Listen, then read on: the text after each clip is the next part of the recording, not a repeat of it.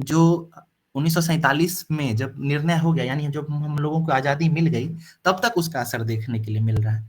तो हम लोगों को इस क्वेश्चन में इस तरीके से इसको रिव्यू करना है कि चंपारण सत्याग्रह में ऐसा क्या क्या नया हुआ जो 1947 तक चला और परिणाम ला दिया, है ना। यानी पीछे से क्या नया आया, 1918 से पहले, 1917 से पहले क्या स्थिति थी और बाद में क्या बदलाव हुआ, इसको लिखना है इसमें। ये क्वेश्चन का मुख्य बिंदु है, यही जानना चाहता है। इसमें ना ये चंपारण सत्याग्रह के कारणों को जानना चाहता है ना, उसमें क्या हुआ था, गांधी जी कैसे आए, ये सब कुछ नहीं जानना चाह रहा है इसमें। इसमें जानना चाहता है कि वो कैसे निर्णायक कैसे सिद्ध हुआ, क्या क्या ऐसा नयापन लाया ये, ठीक है ना। तो अब चूंकि दो भाग है कि चंपारण सत्याग्रह का भी जिक्र करना है और उसमें क्या नया आया, निर्णायक मोड़ किस तरह है, इसका भी जिक्र करना है। तो पहले आप भूमिका अच्छा लिखिए मैम, है ना। हम इसमें रिव्यू भी लिखे हैं कि बढ़िया है, क्योंकि आपका जो भूमिका है इसमें जुड़ाव है, पता चलता है कि आप क्वेश्चन के दोनों जो अंग हैं उसको आप आगे अपने आंसर में लिखने वाली हैं, ये साफ पता चलता है, ठीक है। तो ये बहुत अच्छी चीज है। उसके बाद जो इसको कारण और परिणाम, बहुत इतना लेंदी नहीं जाना है इस प्रकार के क्वेश्चन में। अगर आपको कहता है कि 1857 सॉरी चंपारण सत्याग्रह के कारणों और परिणामों को लिखें या फिर आलोचनात्मक वर्णन करें, तब जाके आप ये आंसर लिखेंगी तो अच्छा है, ठीक है। इतना बड़ा कारण और ये नहीं देना, इसको शॉर्ट में लिखना है। तब एक पेज आधे पेज में अगर ये सब आ जाए तो वो काफी अच्छा है, ठीक है। बाकी अगर ये क्वेश्चन दूसरा होता और तब आपका आंसर करना होता, चेक करना होता, तो ये बेहतरीन आंसर था, बहुत अच्छा लिखी आप। कारणों की बात करें तो बहुत सारा कारण लिखी आप, इतना आयाम है, मजा आ गया पढ़ के। आर्थिक कारण है, प्रशासनिक कारण है, पर्यावरणीय है, अंतर्राष्ट्रीय है, ठीक है। उसके पत्र पत्रिकाएं भी लिख दिए हैं। वैसे हम इसमें क्वेश्चन मार्क लगाए थे कि पत्र पत्रिकाएं जो है कारण तो नहीं है कोई, ठीक है। उसके सामाजिक कारण, तत्कालिक कारण, ये बढ़िया लिखी हैं। उसके बाद लखनऊ में जाते हैं ये दोनों, उसका जिक्र की हैं। फिर आगे गांधी जी की भूमिका, ये पार्ट इसमें क्वेश्चन में लिखने की जरूरत नहीं है कि गांधी जी कैसे आए हैं, क्या हुआ, ये सब जरूरी नहीं है। उसके बाद फिर क्या परिणाम मिले, आप ये बढ़िया लिख दी हैं 4 पॉइंट में। और इसके बाद जो है मैम, ये आलोचना नहीं करना था, आलोचनात्मक क्वेश्चन तो है ही नहीं है, ठीक है। फिर महत्व भी नहीं लिखना है, ठीक है। महत्व वाले पोर्शन को, इसको आप घुमा के निर्णायक बिंदु में लिख सकती हैं। जैसे यहाँ आपने लिखा है कि महत्वपूर्ण और निर्णायक मोड़ हुआ, किस तरीके से हुआ आप ये देखिए। तो इसमें आपने लिखा है कि नरम दल और गरम दल का प्रभाव खत्म हुआ और गांधीवादी चरण शुरू हुआ। सत्य, अहिंसा, असहयोग, उपवास, सविनय अवज्ञा, इन सब का जिक्र किया है, ये बढ़िया है क्योंकि ये सब 1947 तक चलता है, ठीक है। उसके बाद ये गांधी जी का प्रथम प्रयास था और ये सफल रहा, ये भी लिखे हैं। तो ये सब बढ़िया है। इसको आगे जब हम लोग डिस्कस करेंगे तो डिटेल में देखेंगे। तो इसमें हम कुछ रिव्यू किए हैं, आप थोड़ा उसको देख लीजिएगा, है ना मैम। Yes sir. ओके, बढ़िया प्रयास, लेकिन अच्छा है। यही क्वेश्चन अगर ये रहता कि चंपारण सत्याग्रह का आलोचनात्मक वर्णन करें, तो ये आंसर फिर बहुत बढ़िया था। कुछ चीजों को अगर हटा देते तो उसके लिए ये फिट होता। Yes, okay ma'am. Thank you sir. जी जी। अब ये किनका है कॉपी, ये वाला है नाम क्या बताएं, ऑनलाइन पे? जिनका भी है नाम बताएंगे। सर मेरा है। जी, ममता जी का जी ये कॉपी है। मैम, देखिए आपका आंसर हमको बहुत अच्छा लगा, बेहतरीन था। सबसे पहली बात तो है कि ये बहुत प्रिसाइज है, 3 पेज में आपने ये लिख दिया, यही जरूरत भी है, ठीक है। हमारे बहुत सारे फ्रेंड्स हैं जो अभी अधिकारी हैं, तो उनसे एक बार सवाल किए थे हम कि ये क्या 4 पेज लिखना जरूरी है या पन्ना भरना जरूरी है। तो उन लोगों का साफ कहना है कि ऐसा कुछ भी नहीं है। आप अपने क्वेश्चन में चीजों को अगर स्पष्टता के साथ लिख देते हैं तो पेज भरना नहीं भरना ये सब बिल्कुल जरूरी नहीं है। 4 पेज 5 पेज ये सब निरर्थक है। तो ये जो आप लिखी है मैम, ये बहुत अच्छा है। 2.5 पेज में सारा आंसर जितना आयाम है वो सब लिख दी है, बिल्कुल क्वेश्चन का जो डिमांड है उसके तरह, ठीक है। इसमें आपका ये जो है बढ़िया है। इसका शुरुआत जो की है बहुत अच्छा है। भारतीय भूमिका राष्ट्रीय अच्छा था, स्वतंत्र, हमने भी देखा था, जी भूमिका अच्छा जी, है। बिल्कुल बिल्कुल, बहुत अच्छा है ये। फिर शॉर्ट में ये बताते हुए क्या सब हुआ है और उसके बाद ये किस तरीके से निर्णायक मोड़ है उस पे आप आ गई हैं, क्योंकि यही क्वेश्चन का डिमांड है। और फिर जो है मैक्सिमम पोर्शन आपका उस पे, तो इसमें सारा बढ़िया से लिखा गया है। तो ये अच्छा है, इसमें हम कुछ चीज लिख दिए, जैसे पॉजिटिव क्या है कि बहुत अच्छा आंसर है, क्रिस्प और प्रिसाइज्ड है, टू दी पॉइंट भी है। जी सर। आप इसमें कुछ ऐड कर सकती हैं, जैसे आप इसमें मैप नहीं बनाई हैं, आप यहाँ पे चंपारण को दिखाते हुए एक मैप बना सकती हैं, जी ठीक सर। है। उसके बाद मैम आप इसमें एक पिक्टोरियल रिप्रेजेंटेशन कर सकती हैं, ठीक है, कुछ चीजों जी पे। उसका आप थोड़ा ध्यान देंगे तो क्या होगा कि जैसे आप 2.5 पेज में खत्म कर दी हैं, तो अगर आप इसमें एक मैप बनाएंगे तो वो थोड़ा स्पेस लेगा, या थोड़ा पिक्टोरियल रिप्रेजेंटेशन करेंगी, इसमें कोई ग्राफ या कुछ ऐड कर सकती हैं इसमें, तो क्या होगा कि थोड़ा बढ़ जाएगा, तो वो और अच्छा आकर्षक दिखेगा, आपकी राइटिंग भी काफी अच्छी है। उसके बाद एक चीज और हम लिखे थे, और ये है कि वही बस पिक्टोरियल रिप्रेजेंटेशन है, तो बाकी सब बढ़िया है, ठीक है। ठीक है बाकी सर। लोग जो भी देख रहे हैं वो इस आंसर को पढ़ सकते हैं, ये एक अच्छा आंसर है। देखिए और उसके बाद वो जो मैम लिखी थी अभी आरती जी, उनका आंसर भी बहुत अच्छा है, आप चाहें तो उसको भी देख सकते हैं। जो लोग नहीं लिख रहे हैं, के पास मटेरियल नहीं है, वो इन सब आंसरों को देखें, इससे कुछ बेहतरीन पोर्शन है उसको आप एज ए नोट्स यूज कर सकते हैं, ठीक है। उसके बाद ये आए क्या ये दोनों? सोनम है क्या? शायद नहीं है। ओके, और ये साकलिन है क्या? साकलिन आज एब्सेंट है। अच्छा, तो इन दोनों का भी देखिए, इसमें कुछ रिव्यू करने जैसा नहीं था, काफी अच्छा प्रयास बेहतर है, ठीक है। और ये आंसर जो है कहीं से देख के लिखा गया था, तो ये पता चल रहा था साफ, और चूंकि इनका आंसर और इनका दोनों का सेम ही है, अच्छा। तो इसमें ऐसा कुछ नहीं, तो हम इसमें कुछ लिख दिए हैं जैसे प्रयास बेहतर है, स्वयं से लिखने का प्रयास करें और लिखना जारी रखें, तो जल्द बेहतर परिणाम मिलेगा। देखिए देख कर भी अगर लिख रहे हैं ये, तो वो भी उनको काफी फायदा होने वाला है। आप लोग जो नहीं लिखते हैं वो कृपया देख कर भी लिखना है तो लिखिए, ठीक है। कुछ ना कुछ वैल्यू एडिशन ही होगा, कुछ मिलेगा ही, नेगेटिव नहीं जाता ही।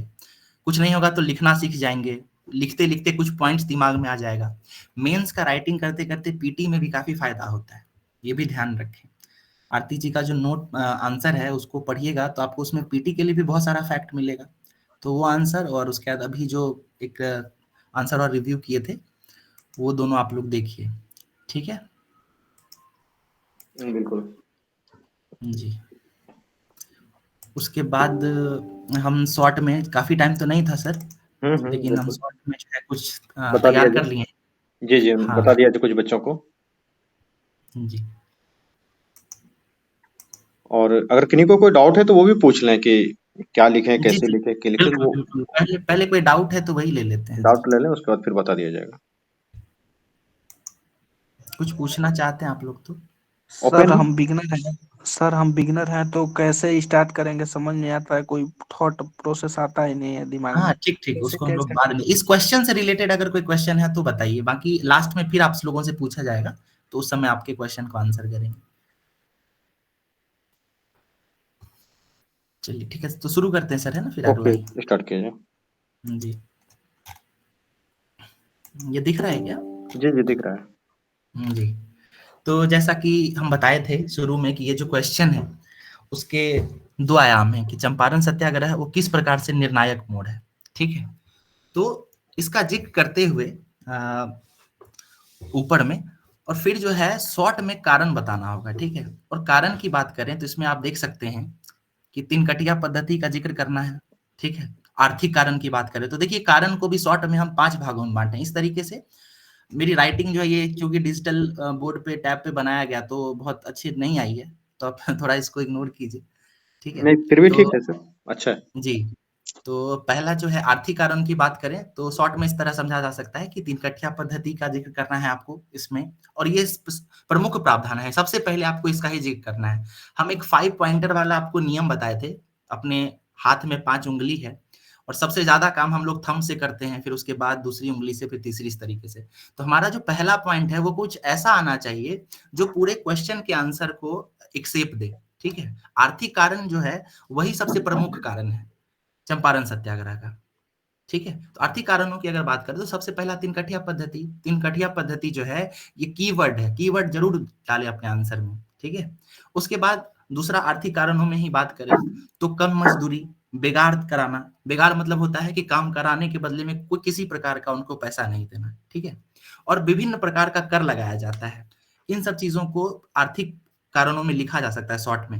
प्रशासनिक कारक की बात करें तो आप इस तरीके से ट्रायंगल बना के अपने आंसर में लिख सकती हैं कि त्रिकोण बन रहा है। क्या प्रशासन, पुलिस और न्यायालय तीनों का जो है मिला जुला रूप है, मिली भगत जिसको कहते हैं, जिसके कारण किसानों को कहीं से भी न्याय नहीं मिल रहा है, ना प्रशासन से उनको कोई सहायता मिल रहा है, ना पुलिस से और न्यायालय से भी नहीं मिल पा रहा है। तो ये भी किसानों की जो समस्याएं हैं और उसका जो असंतोष है उसको बढ़ाने का काम करता है। तीसरा देख सकते हैं हम लोग अंतर्राष्ट्रीय कारण में कि जर्मनी में, यूरोप के जर्मनी में जो है कृत्रिम रंगों का खोज हो चुका है। असल में जो नील जो है, नील वो कपड़ा को रंगने के काम में आता था और ये चूंकि नेचुरल डाई है, तो क्या हुआ कि जब जर्मनी में कृत्रिम रंगों का खोज हो गया तो धीरे धीरे जो नील है उसकी डिमांड कम होती चली गई और डिमांड कम होने से क्या हुआ कि यहाँ पे जो किसान खेती करते थे उनको उचित मूल्य नहीं मिल पाता था, जिसके कारण इनकी जो स्थिति थी दयनीय होती जा रही थी। तो आप अंतर्राष्ट्रीय कारण में ये जरूर लिखें कि कृत्रिम रंगों की खोज के कारण नील की मांग में कमी आ गई। उसके बाद एक चीज ये भी है कि पर्यावरणीय इसमें भी कारण जुड़ सकता है कि जिस खेत पे नील की खेती करते थे किसान, वहां पे जो भूमि है उसकी उर्वरता कम हो जाती थी, नकारात्मक प्रभाव पड़ता था, पानी की बहुत ज्यादा जरूरत पड़ती है नील की खेती में, तो उस कारण क्या होता था कि वहां भूमिगत स्तर भी जल का नीचे जा रहा था। ये सब कारण है, ठीक है। और तत्कालिक अगर जो बताया गया आपको कारण, तो इन सब कारणों के अलावा एक ये हुआ था कि उस समय जो है नया एक सिंचाई कर, मतलब अन्य करों के साथ साथ जो है 1916 में एक सिंचाई कर की व्यवस्था शुरू कर दी गई थी अंग्रेजों के द्वारा और ये सिंचाई कर जो था वो किसानों पे एक अन्य बोझ के रूप में आया। तो ये जो सब कारण है, यही चंपारण का जो नील विद्रोह है उसका एक कारण बनता है, ठीक है। उसके बाद आप इस आंसर को शॉर्ट में लिखते हुए ये लिख सकते हैं कि उपर्युक्त कारणों से ने किसानों की स्थिति को और दयनीय बना दिया, जिसके फलस्वरूप क्या होता है कि राजकुमार सिंह शुक्ल जो है वो 1916 के लखनऊ अधिवेशन में जाते हैं। वहां पर ब्रजकिशोर प्रसाद के द्वारा जो है एक प्रस्ताव पारित किया जाता है नील के खेतों के, नील के किसानों के लिए। उसके बाद चूंकि राजकुमार शुक्ल जो है वो जाके गांधी जी से मिलते हैं, चंपारण के किसानों की स्थिति को बताते हैं, उसके बाद गांधी जी को निमंत्रण देते हैं, गांधी जी उनका निमंत्रण स्वीकार करते हैं, फिर पटना मुजफ्फरपुर होते हुए 1917 में अप्रैल में वो चंपारण आते हैं। चंपारण आकर किसानों से मिलना, फिर मिलकर किसानों की समस्याओं को समझते हैं। फिर गांधी जी को वहां पे विभिन्न सहायता मिलता है, सहायता कर्मियों से राजेंद्र प्रसाद है, मजरूल हक हैं, ब्रजकिशोर प्रसाद हैं, बहुत सारे लोग हैं। उनकी सहायता से जो है क्या होता है कि किसानों की समस्याओं का समाधान होता है। समाधान में न्यायालय की भी भूमिका रहती है। न्यायालय के द्वारा एक एग्रीगेरियन समिति बनाई जाती है, ठीक है। अब समिति में उसके कौन से सदस्य हैं ये सब आप उसका जिक्र कर सकते हैं। चूंकि ये आंसर जो है इसमें सिर्फ हमको किस प्रकार से निर्णायक मोड़ है वहां तक पहुंचना है, इसलिए इसको शॉर्ट में लिख रहे हैं। फिर जब एग्रेरियन समिति बन जाती है तो फिर वो 3 कठिया पद्धति को समाप्त कर देता है। 25% जो टैक्स लिया गया था उसको वापस करने का निर्णय देता है। उसके सभी जो अवैध कर हैं उन पे रोक लगाता है। उसके बाद नील की खेती जो है उसको एक प्रकार से कहते हैं कि कठोरता से खत्म कर दिया जाता है। दरअसल किसानों के ऊपर छोड़ दिया जाता है कि किसानों को अगर मन है तो करेंगे, अगर नहीं मन है तो नहीं करें। इस तरह से 4-5 जो है आप परिणाम दे सकते हैं कि क्या-क्या एग्रेरियन समिति क्या-क्या सिफारिश दी थी। अब इन सब के कारण क्या होता है कि किसानों की स्थिति ठीक हो जाती है, मतलब वहां पे जो 3 कठिया पद्धति समाप्त हो गया है, किसानों की स्थिति धीरे-धीरे सुधार हो रहा है और इन सब का ही असर जो होता है भारत के अन्य क्षेत्रों पे होता है, ठीक। अब हम जो है इस प्रश्न के मुख्य बिंदु पे आते हैं। हम इसको 10 पॉइंट में बांट के आपको बताते हैं किस प्रकार से ये एक निर्णायक मोड़ है, ठीक है। यानी चंपारण सत्याग्रह में ऐसा क्या हो रहा है जो 1947 तक, भारत की आजादी तक जो है ये लगातार हो रहा है और भारत को आजाद कराने में सहायता दे रहा है। इससे क्या मिल गया हमको चंपारण सत्याग्रह में, पहले ऐसा क्या नहीं था और बाद में ऐसा क्या मिल रहा है, ये किस प्रकार से निर्णायक मोड़ है। आप इंग्लिश में जो है अगर एक क्वेश्चन और पूछा था बीपीएससी में, पीवाईक्यू में आप देखेंगे तो उसमें एक टर्म यूज किया था कि वाटर सेड है। चंपारण सत्याग्रह जो एक वाटर सेड है, ठीक है। तो ज्योग्राफी का एक टर्म है वाटर सेड, आप लोग सुने होंगे ज्योग्राफी में कि जहां से बहुत सारी नदियां निकलती हैं उसको वाटर शेड कहते हैं, ठीक है। यानी जो चंपारण सत्याग्रह है वो बहुत सारे चीजों को लेके आता है। अब इसको हम लोग देखते हैं। पहला तो परिणाम ये होता है इसमें कि गांधी जी के रूप में जो है भारत को एक नेता मिलता है, ठीक है। क्योंकि इससे पहले आप देखेंगे कांग्रेस जो है वो नरम दल, फिर गरम दल, इस तरीके से चल रहा है। लेकिन गांधी जी के आने के बाद क्या होता है, 1917 के बाद होम रूल तो खत्म हो ही रहा है और वहां से जो है आपको गांधीवादी युग की शुरुआत हो रही है। उसके बाद 1947 तक जो आंदोलन का लक्ष्य है उसमें बदलाव होता है। ठीक है, लक्ष्य में किस तरह बदलाव होता है, तो हमारे जो नरम दल और गरम दल के जो नेता थे, उनका डिमांड कुछ और होता था। गांधी जी का भी डिमांड था कि आजादी और इस तरीके से, लेकिन उस लक्ष्य की प्राप्ति के लिए उन्होंने अलग-अलग तरीका अपनाया। उन्होंने शिक्षा पर ध्यान दिया, स्वास्थ्य पर ध्यान दिया है, ठीक है? तो इन सब चीज़ों को आपको निर्णायक मोड में लिखना है, ठीक है? आंदोलन का तौर तरीका कैसे बदल रहा है, उसके बाद चंपारण सत्याग्रह के बाद जो है कांग्रेस इसमें संगठनात्मक बदलाव आ रहा है, इसके नेतृत्व में परिवर्तन हो रहा है ना? गरम दल से गांधीवादी चरण में जा रहा है, तो ये नेतृत्व में परिवर्तन है, इसको लिखेंगे। उसके बाद चौथा आप लिख सकते हैं कि चंपारण सत्याग्रह जो है ये भावी नेतृत्व का भी उदय करता है। जैसे इसमें क्या होता है कि गांधी जी के बहुत सारे सहायता करने के लिए लोग आते हैं, जिसमें राजेंद्र प्रसाद, मजरूल हक, बजकिशोर प्रसाद, आप बिहार के जितने भी नेताओं का नाम सुनते हैं बाद के समय में, उसमें से लगभग जो है उसमें गांधी जी की सहायता करते हैं। तो ये चंपारण सत्याग्रह जो है एक प्रकार से भावी नेतृत्व को भी बढ़ावा दे रहा है। ये भी आप इसमें लिख सकते हैं, ये भी एक निर्णायक मोड़ है। उसके बाद इसमें ये जानते हैं हम लोग कि सत्य और अहिंसा का प्रयोग करते हैं गांधी जी, सत्याग्रह और सविनय का प्रयोग करते हैं, ये सब भी सफल प्रयोग है। तो ये सब पहले तो नहीं होता था भारत में, ठीक है? पैसिव रेजिस्टेंस जो है, ये पहले तो प्रयोग नहीं करते थे, तो गांधीवादी चरण 1917 के बाद ही हो रहा है, तो ये भी एक बहुत महत्वपूर्ण बिंदु है। अभी मैंने शिक्षा और स्वास्थ्य की बात की थी। गांधी जी जो है वो जब चंपारण आते हैं, तो वहाँ पे किसानों की समस्याओं को सुनते तो हैं, लेकिन साथ ही साथ वहाँ पे एक स्कूल की स्थापना करते हैं। स्वच्छता पे भी बहुत ज़्यादा ध्यान देते हैं, ठीक है? स्वास्थ्य पे ध्यान देते हैं। तो इन सब चीज़ों का जो है बदलाव हो रहा है, ये सब निर्णायक मोड़ है। आज़ादी के बाद में मतलब 1917 के बाद जो चंपारण सत्याग्रह के बाद का समय है, उसमें स्वच्छता, शिक्षा इन सब पे विशेष ध्यान दिया जा रहा है, ठीक है? उसके बाद चंपारण सत्याग्रह के बाद क्या हो रहा है कि समाज के विभिन्न वर्ग, है ना? ग्रास रूट लेवल पे जो वर्ग हैं, जैसे किसान, मजदूर, महिला, इन सब का जुड़ाव हो रहा है। 1916 में जब कांग्रेस का अधिवेशन में गांधी जी अपना भाषण दे रहे होते हैं भारत भ्रमण के बाद, वो कहते हैं कि भारत की जो सच्ची आबादी है वो शहरों में नहीं बसती है, वो ग्राम ग्राम में बसती है, गांव में बसती है। और अगर हम लोग 3-4 दिन कांग्रेस में अधिवेशन करके वहां पर सिर्फ भाषण करते हैं, तो इससे भारत में व्यापक रूप से कोई परिवर्तन नहीं होता है, ठीक है? भारत को रिप्रेजेंट किसान कर रहे हैं, मजदूर कर रहे हैं। तो यही चीज जो है गांधी जी का पॉजिटिव है कि वो ग्रास रूट लेवल पे बात कर रहे हैं। और चंपारण सत्याग्रह में किसान, मजदूर इन सबको ही तो वो उनकी समस्याओं को दूर कर रहे हैं। तो ये भी एक महत्वपूर्ण बिंदु है। और ये जो है आप देखेंगे कि 1917 के बाद व्यापक परिवर्तन होता है, किसान, मजदूर वर्ग जुड़ जाते हैं कांग्रेस से और स्वतंत्रता आंदोलन से। उसके बाद इसी में एक पॉइंट ऐड कर सकते हैं कि स्वतंत्रता आंदोलन का जनाधार व्यापक हुआ।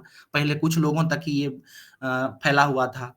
किसान लोग जो है वो कांग्रेस से ज़्यादा नहीं जुड़ाव महसूस कर पाते थे। उनको लगता था ये अमीर लोगों का ही है या फिर शहरों के ही आबादी के लिए का प्रतिनिधित्व करती है। लेकिन चंपारण सत्याग्रह और गांधी जी के जुड़ाव से क्या हुआ है कि स्वतंत्रता आंदोलन का जनाधार व्यापक हुआ है, गाँव-गाँव तक फैल गया है, ठीक है? और लास्ट पॉइंट ये ऐड कर सकते हैं कि चंपारण आंदोलन जो है वही आगे के विभिन्न किसान आंदोलन जैसे खेड़ा है या बिहार में या विभिन्न आंदोलन देख लीजिए, उस सबको जो है ये प्रेरणा देता है। तो इस तरीके से ये निर्णायक मोड़ साबित होता है। और आप जब निष्कर्ष लिखेंगे तो उसमें लिख सकते हैं किस प्रकार चंपारण आंदोलन जो है विभिन्न आयाम देता है और उससे जो है हमको 1947 तक जो है आजादी मिलती है। तो ये क्वेश्चन जो है इसमें आपको कारण और उसका जो परिणाम उसको कम लिखते हुए निर्णायक मोड़ किस तरीके से इसको लिखना है, ठीक है? तो इस प्रकार से एक बार आप लोग ट्राई करें। इसमें और बहुत सारा चीज ऐड हो सकता है। हम ये कहना चाहते हैं कि आपको किस क्वेश्चन को समझना है और समझ के उस क्वेश्चन का क्या डिमांड है उस पे ज्यादा फोकस करना है। अपनी बातों को वहां पे लिखें, पॉइंट वाइज लिखें या इसको आप इसी चीजों को आप सेंटेंस में लिख सकते हैं, ठीक है?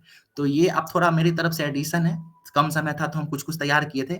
बाकी 2 आंसर, एक आरती मैम का और एक उसके बाद जो हम रिव्यू किए थे, आप उसको पढ़ें जरूर और फिर सब ऐड करने के बाद आप अपना एक नोट्स बनाएं और वैल्यू एडिशन करें। इस तरीके से आपको फायदा होगा, ठीक है? बिल्कुल। और इससे जुड़ा हुआ अगर आपको कोई सवाल है तो आप पूछ सकते हैं। सर कह रहे थे कि जो निष्कर्ष लिखेंगे उसमें वर्तमान में भी चंपारण आंदोलन की प्रासंगिकता है, जैसे कि किसान आंदोलन को की जो समस्या है उसको भी हम सॉल्व कर सकते हैं। तो क्या निष्कर्ष में लिख सकते हैं क्या इस चीज को सर? एक हमको एक बात बताइए आप, है ना, कि ये जो क्वेश्चन है आपको पता है अभी हम लोग किस क्वेश्चन का डिस्कशन कर रहे हैं? हाँ सर जी, हम लोग जो है बात कर रहे हैं चंपारण सत्याग्रह स्वाधीनता संघर्ष का एक निर्णायक मोड़ था, ठीक है? यानी हमारा आंसर जो है बस यही बताते हुए होना चाहिए ना कि किस तरीके से ये निर्णायक मोड़ है, ठीक है। तो मतलब 47 तक ले जाके समाप्त कर देंगे इसको। बिल्कुल, उसको हमको निर्णायक मोड जब सिद्ध हो जाएगा बस वहीं तक छोड़ देना है ना। इसी का अगर दूसरे तरीके से आपको क्वेश्चन मिलेगा, ठीक है, तो आप उसमें ऐड कर सकते हैं, लेकिन इस क्वेश्चन में इसका गुंजाइश कम नजर आता है, ठीक है ना। ठीक है सर। जी है। जी जी बिल्कुल। मतलब हम लोग क्या अरेंज नहीं कर पा रहे सर, पढ़ तो रहे हैं, नॉलेज आ रहा है, लेकिन अरेंज कैसे करना है सेंटेंस, मतलब शब्दों को कैसे कहाँ जोड़ना है, वो चीज थोड़ा नहीं हो पा रहा है। देखिए धीरे धीरे सीख रहे हैं सर, कैसे कैसे कर रहे हैं आप लोग। हाँ बिल्कुल, देखिए हम उसका पीडीएफ सर को भेज देंगे, फिर शायद अगर सर भेजते हैं ग्रुप में तो ठीक है। आप इसमें एक चीज़ और कीजिए कि हम जो ये 10 पॉइंट बताए थे, आप सारे पॉइंट मिल जाए तो चेक करने वाले को भी थोड़ा अटपटा लगेगा। तो इस वजह से है ना, इन चीजों का ध्यान रखना चाहिए कि हम अपने पॉइंट्स को किस तरीके से और कब सजा रहे हैं। एक चीज हम गौर किए कि जितने भी लोग आज 4-5 कॉपी हमको मिला और भी था, तो एक चीज हम गौर किए कि सब कुछ लगभग चीज तो वही लिख रहे हैं, कारण में वही लिख रहे हैं, परिणाम में वही लिख रहे हैं, ठीक है। मतलब 25% वापस हो रहा है, एग्रेरियन कमेटी बन रही है, गांधी जी सदस्य हैं, ये सब लिख रहे हैं। तो फिर एक बात बताइए कि हम जब चेक करेंगे तो हम क्या जज करें, है ना। सब तो वही लिख रहे हैं, तो हम यही देखेंगे ना कि किसका प्रेजेंटेशन अच्छा है, या कौन किस पॉइंट को किस तरीके से लिख रहे हैं, व्यवस्थित है कि नहीं। तो इन चीजों पे वर्क करना जरूरी है। क्या होता है कि एक समय के बाद सब लोग एक बेहतरीन स्तर पर पहुंच जाएंगे, ठीक है। तो उसके बाद आपको इन चीजों पे ध्यान देना है ना, कि आप अपने पॉइंट्स को व्यवस्थित रूप से लिखिए, ठीक है। और कोई कुछ पूछना चाहते हैं इस पे तो? जी अमित बोलिए। Good evening sir. मैंने फर्स्ट डे ये गूगल मीट पे ज्वाइन किया, मेरे फ्रेंड एक्चुअली इस ग्रुप के पार्ट हैं, तो इस ग्रुप में क्या सर रूल्स है, क्या फॉलो कैसे करना है, क्वेश्चन कब कब मिलता है सर, ठीक है, ये बता बारे में दिया सर। अमित ऐसा है थोड़ी देर में आपको बता कि ये जो आप ग्रुप ज्वाइन किए हैं, ये लिंक जो है कि क्या पेड क्लासेस के लिंक हैं जो आपको गए हुए हैं, ठीक है। तो क्लासेस ये डेली चलती है, रेगुलर रहती है, और विशेष जानकारी के लिए जिस नंबर से आपको लिंक गया है उस नंबर पर मैसेज करेंगे, हम आपको सारी जानकारी दे देंगे, ठीक है Amit. Okay, thank you sir. Okay. और एक कोई चीज और हम इसमें ऐड करना चाहेंगे सर। हाँ, अगर किन्हीं को क्वेश्चन है तो जरूर कीजिए। और हम एक चीज ये भी कहेंगे कि हम लोग जब आंसर आपको बताते हैं, रिव्यू करते हैं, तो आप लोग भी इस पे कुछ पॉजिटिव अगर हो सके अपना इनपुट जरूर दीजिए, है ना। हम लोग सब कुछ तो नहीं, आप लोगों के पास भी कितना बेहतरीन सोर्स है, एक्सपीरियंस है, तो उसको आप लोग साझा करें, है ना। इसको बिल्कुल 2 वे में लेके चलिए। ऐसा ना हो कि रूपेश सर ही सब कुछ बताएंगे, आप लोगों के पास भी बहुत सारा क्वालिटी है। आरती मैम है, इतना बेहतरीन लिखती हैं। हम आज अभी भी कॉपी चेक कर रहे थे तो हम इंतजार कर रहे थे कि मैम का कॉपी कभी मिलेगा, एंड उस पे शायद कहीं लिखा हुआ नहीं था तो पता ही नहीं चल पाया, आज इन्होंने ठीक है। लेट उसके से बाद एक भेजा कॉपी भी बहुत अच्छा मिला था। जी जी जी, एक कॉपी और था सर, उनका नाम हम नहीं बोल पाए, जिनके बारे में हम रिव्यू किए थे, वो ममता काफी नाम है, अच्छा था। तो आप ममता लोग जब नाम। इस तरीके का, हाँ जी, इस तरीके का जब डिस्कशन हो तो इसको 2 वे इंटरेक्शन रखिए ना। कुछ देर जरूर आप लोग कुछ कुछ बताइए कि जब आप लिख रहे थे उस समय आपका माइंडसेट क्या था, या किस तरीके से लिख रहे थे। ये बाकी लोगों के लिए काफी हेल्पफुल होगा, है ना। साकलिन अभी ज्वाइन किया है। साकलिन भी लिखा था, वही यही लड़का है जो जिसके बारे में आप बोल रहे थे कि ये कहीं से देख के लिखा है, बट अच्छा है, प्रयास अच्छा कर रहा है। अच्छा लिखे थे साकलिन, हम उसमें लिखे हैं, रिव्यू किए हैं, है ना। आप इसी तरह लिखते रहिए, देख के भी लिख रहे हैं, कोई दिक्कत नहीं है, खूब लिखिए, देखते देखते ही होगा। एक दिन क्या है, दिनेश बोल रहे थे एक दिन कि देख के लिखते हैं तो कोई दिक्कत तो नहीं है, कोई दिक्कत नहीं है ना। खूब सारा आप देखिए और बहुत विभिन्न आंसरों को देखिए, बहुत सारा देखने के बाद फिर अपना एक मत बनाइए, अपना एक सोच बनाइए, डेवलप होगा, फिर उसको आंसर पे लिखेंगे कॉपी पे, फिर वो आपका हो जाएगा, किसी और का नहीं रहेगा, है ना। देखिए दूसरा चीज ठीक है बताते सर। हैं कि जो जी यूपीएससी हो या बीपीएससी, कहीं भी चाहे पीटी हो, मेंस हो, पीटी तो नहीं, मेंस और इंटरव्यू में आपसे ये कभी उम्मीद नहीं करता है कि आप अपना ओपिनियन बना के दीजिए, क्योंकि कोई 25, 24, 26 साल का लड़का, 30 साल का लड़का या लड़की इतना मैच्योर इनफ नहीं होता है कि वो किसी भी मुद्दे पे अपना ओपिनियन दे। वो दो पक्षों को सुने और उसके बीच में जो अच्छा ओपिनियन लगता है उनको अरेंज वे में सिर्फ लिख दें, यही उनका डिमांड रहता है। और इतना जो बच्चे कर जाते हैं वो फाइनल सिलेक्शन लेके जाते हैं, हम लोगों ने अपने एक्सपीरियंस से इन चीजों को देखा है। बिल्कुल बिल्कुल, उसको सही तरीके से अरेंज करना बहुत जरूरी है। हाँ साकलिन बताइए। सर ये जो चंपारण क्वेश्चन था उसमें क्या है कि इसमें जो डिमांड नहीं था कारण का, था क्या उसमें डिमांड में जो कारण भी लिख सकते हैं क्या? आप लेट ज्वाइन किए थे क्या? अभी हम लोग इसको डिस्कस किए थे। यस सर, मुझे वही पता चला कि 9:30 बजे अच्छा से क्लास होगा, लेकिन अच्छा आज तो अच्छा पहले हो गया। देखिए, कारण जो है ना उसको लिखना है। चंपारण, इस क्वेश्चन का 2 पार्ट है, चंपारण सत्याग्रह और उसका जो है किस तरीके से ये निर्णायक मोड़ है। तो जब चंपारण सत्याग्रह लिखेंगे तो आप उसको शॉर्ट में आप उसको कारण, परिणाम सब लिखना है उसको, एकदम कम संक्षिप्त में, मुख्य कारणों को ही लिखना है। अगर किसी क्वेश्चन में आपको डिटेल में लिखने कहा जाएगा कारण और परिणामों को, तब आप उसको डिटेल में लिखेंगे, ठीक है? हाँ दानिश, ठीक है सर। जी दानिश बोलिए। आदित्य सर सॉरी, मैं अपना आंसर को थोड़ा लेट, ड्यूटी की वजह से मैं लेट सेंड कर पाया रुपेश सर को। सर ओके, प्लीज टाइम लगेगा तो मेरा भी आंसर रिव्यू कर दीजिएगा। बिल्कुल बिल्कुल रिव्यू किया जाएगा दानिश, उसमें कोई दिक्कत नहीं है। जी और जिनका भी क्लास छूट जाता है या फिर आप लेट ज्वाइन कर पाते हैं तो ये रिकॉर्डिंग यूट्यूब पे जाती है, आप जाके यूट्यूब पे देख सकते हैं।